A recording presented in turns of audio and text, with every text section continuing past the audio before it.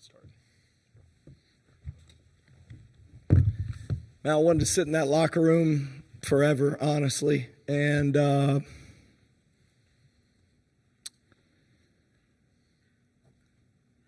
don't know, you get in these moments, and a lot has happened in a short amount of time because the game has a scoreboard. But in my heart, what Chance McMillian did today just doesn't have anything to do with the score. It just has everything to do with what I want to live my life like. And he's obviously in a situation where he probably could have not come back. And I told these guys in the locker room, there's something about laying down your life for your brothers in a position where you could take, I don't know, just the path that is easier, and Chance didn't. Man, I'm so inspired by him, and because of him, I do believe our program is different forever. These guys won the most road games in the Big 12 for Red Raiders, won the most conference games in the Big 12 for Red Raiders, and they just were like always finding ways to win games through tough circumstances. And I think Chance's heart and will to win really was the difference. And the way he competed tonight is so inspiring, and I'm so thankful. And I think those other two guys over there, Darrion Williams and JT Toppin, just have been remarkable. And I hate that we aren't continuing to play because I know these guys love each other, and the way Chance prepared gave us a lot of hope that we could win the whole thing. We'll open to questions for the players. Chance, just hearing what Coach had to say about you and being able to play your final college game here in the Bay Area, what did that just mean to you, especially the night you had tonight? I just came in with the mindset of playing and giving my team the best chance there is. It took a lot. I know by playing there was a lot of risk that came with it, but I love these dudes, so I was willing to risk that. That's really it. Nathan Geese, Lubbock Avalanche Journal, just for Darrion and JT, if you can, muster what you got, just the emotions you're kind of feeling right now from walking out the court and having this run kind of end from what you guys did accomplish. I think we accomplished a lot. Not what we wanted, obviously, but I mean, we were picked to finish like 7th in conference. Like nobody, if anybody told you they thought we were going to be in the Elite Eight, they'd be lying to you. So besides our team and our inner circle, so I mean, at the end of the day, I think we it hurts right now when we look back at it. I feel like we could have went farther, but I mean, I think overall we had a good season, and yeah, that's all I got for you. Yeah, same with what he said. It was a good season. Yeah, nobody picked us to be here, so just to look back at it now, I'm just proud, and I love my teammates, and I'm just sad about the outcome. It's just, yeah. For Chance, Steve Cronin from San Francisco Chronicle. First, just trying to just make sure I got it right, but you mentioned Star of the Sea and St. Thomas Apostle, where you went in elementary school in the city? Yes. Okay, then the question for today, at what point did you realize you could play? And a lot of times athletes say when they're coming back from injury, there's first getting over the injury physically, and then you kind of have to get over it mentally, that maybe you feel okay, but you're not sure. So how did you deal with that part of it? Shout out to Big Mike. That's a dude who always pushes people and tell people what it is, and he was pushing me when I was doing treatment with him. So he definitely helped me get past that mentally. And I was just putting in the work, and when I woke up this morning, I knew I was playing. Further questions from the room for the players? Darrion, just just as everything was kind of unfolding there in the last few minutes, was there any moment where you guys thought, okay, this is kind of over for us, or did it just kind of sink in when the clock hit 0 and the game was done? Yeah, it kind of just hit when the clock hit 0. Wish I could change a few plays that happened, but yeah, can't go back and do that. But I mean, I thought we could win it until it hit 0.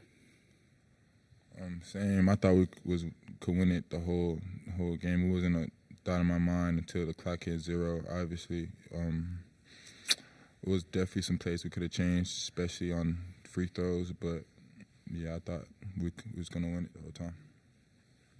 Same. Till it hit 0. Okay, guys. Thank you for your time. We'll go with questions for Coach McCasland from the room. Hey, Grant. Nathan Cannon from the Bay Area News Group. We just talked a lot about what he had to go through the last just 24 hours to get to play. I'm curious what you feel like he embodies in terms of the players you like to bring into this program. I told the guys we do a free shoot the night before we play on the road. If we get in early enough and it's an evening game and it's open, they can do whatever they want. And Chance goes to the block and does form shooting on both ends, and then he goes to the free throw line, and then he shoots threes at each spot, and he does it on both ends. Then he goes back to the free throw line and finishes till the end of the clock. And he is diligent and he's focused. And to me, I did not think he was going to really play. I went into the game thinking he would play maybe a couple of minutes if we had him but he warmed up and the whole staff was like, let's put him in there early and see how he does. And man, it's almost miraculous what he was trying to do, really. And we didn't win the game, so it doesn't have the same thrill for everybody to write stories. But to me, in my heart, it doesn't change anything.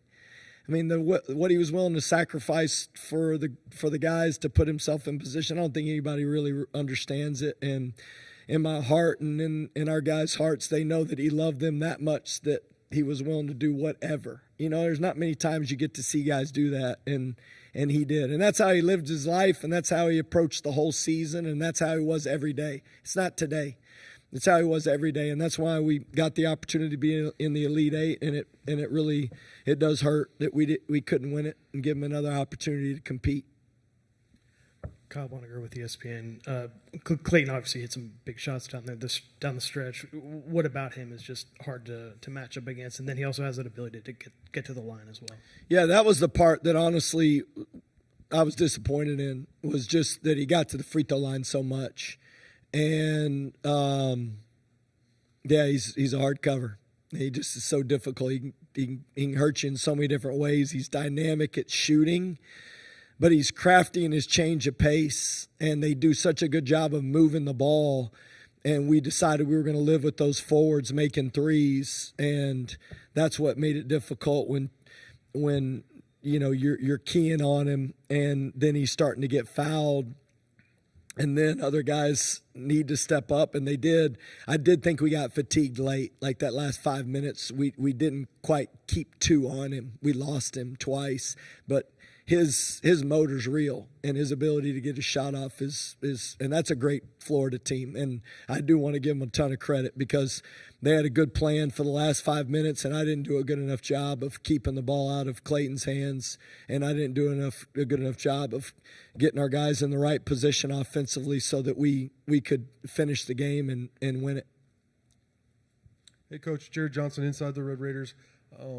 There was a big difference in terms of the free throw line attempts. They attempted almost twice as many, but then they also made at 92%, while y'all were 53, 54%. For such a good free throw shooting team for the year, it seems like that's cropped up in some tough times, some bad free throw shooting. I just wonder why you think that happened tonight. Was it fatigue or what went on? We have been a great free throw shooting team all year long. And unfortunately, I just think JT got in a rut. And, he's the one that missed 5 of them. And other than that, Darrion Williams, I know they were trying to intentionally foul at the end, and we recognized it. That's where I didn't do a good enough job. But they weren't trying to intentionally foul Darrion Williams. That was a mistake. And then he just went up there and missed the front end of the 1-and-1. And, you know, in these moments, that's not what got us beaten. I'm not just saying that as coach speak. I just feel like we pushed the tempo a little too quick late in the game and rushed some things that I felt like if we had a little more composure, and then if we would have been able to defensive rebound and limit the threes from Clayton, then I think that would have been the difference in the game for me. And so, I mean, obviously, who doesn't want to make free throws? Everybody does. Nobody steps up there and misses intentionally, and especially in those moments. And I know everybody likes to, but I think there's more effort things involved in this game that we could have done better, and I could have done a better job coaching us down the stretch to put us in better positions. Scott Howard Cooper from Hoops HQ. When Florida starts getting on that run where they're hitting the string of threes that you mentioned with Clayton in particular, what does that do to a defense? How does that change what you want to do, and also emotionally, how does it change? I thought number 10, Thomas's threes were the ones that really hurt us, but those were the ones that we were willing to give up because of the putting 2 on the ball and the rotation. And we actually got a great contest and did make Clayton miss. We just couldn't rebound it. That, to me, that's the difference. I mean, we did end up with 14 offensive rebounds, but the offensive rebounds on the miss, those are the ones that you can't give up. Nathan Geese, Lubbock Avalanche Journal. I know you hate when I ask you broad stroke questions, but when you took over, you said you feel like you can win a title here, and you got so close to coming into this point. What have you learned throughout this whole process of the 2 years to get to this point that you're going to take with you the most moving forward as coach here? Yeah, I'll tell you, it's the character of your guys and their will to win and their heart and love for each other. And I thought it was on full display with Darrion Williams playing through injury and Chance McMillian playing through injury, and then the guys that we added to the roster. You know, I told him in the locker room, like Kerwin Walton was just always ready. And I don't even know if we play in this game because of how great he was in that UNC Wilmington game. We're here. So, I mean, you just never know who it's going to be. But those guys were so willing to do whatever it takes to win. And I think that's the foundation of what we'll do moving forward, is making sure those guys, and those guys we added, like Elijah Hawkins, how awesome was he? You know, I mean, he has a triple-double almost, and in the NCAA tournament, and he was unbelievable on Clayton. I mean, Clayton didn't make a three, I think, for a majority of the game till we got toward the end, and it was a big part of it was Elijah, but he did draw some fouls on Elijah. But I thought his competitiveness changed the complexion of their offense and really made them, you know, less dynamic. But them getting to the free throw line and getting fouled was really difficult. But man, just the heart of these guys that we've added and the guys that were here, they all really want to win. They don't care about individual performances, and you know, that's the thing I think moving forward we'll keep focusing on. Last one from the room here. And then you got a couple of seniors moving out. JT and Darrion have some pro aspirations that they have to kind of consider.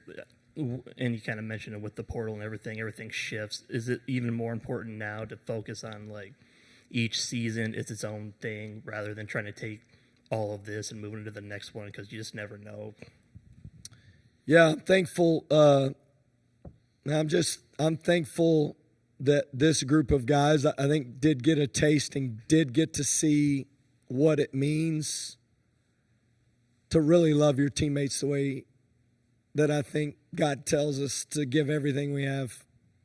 And I mean it. Like, how do you give everything you have?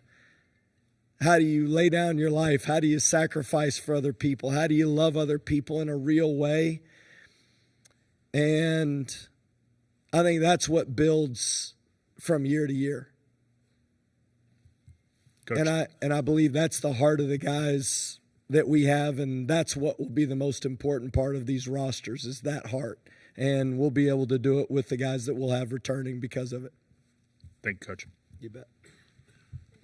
Thank you.